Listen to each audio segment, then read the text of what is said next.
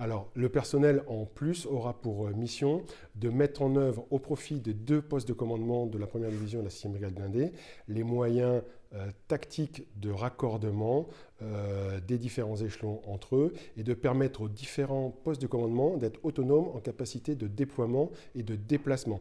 Parce qu'actuellement, ils n'ont pas, du fait de la construction et de la constitution du modèle d'organisation de nos armées.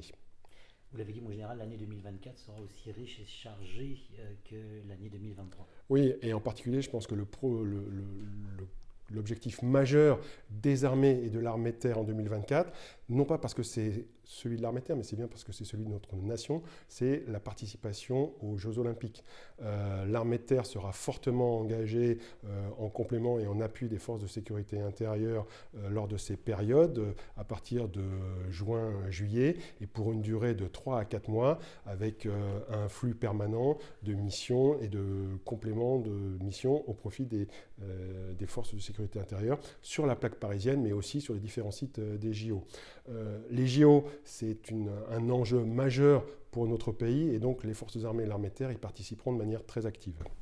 On vous demande de plus en plus de réactivité, vous l'avez dit, pour autant vous avez une multiplication des domaines d'intervention. Comment vous arrivez à gérer tout ça? Écoutez, en fait, nous, on procède par succession. Je pense que l'outil de programmation est très abouti dans le milieu militaire, et c'est une de nos forces. Aujourd'hui, chaque chose est anticipée, chaque chose est particulièrement programmée, chaque chose est mesurée de manière à être capable en permanence de s'assurer de notre capacité.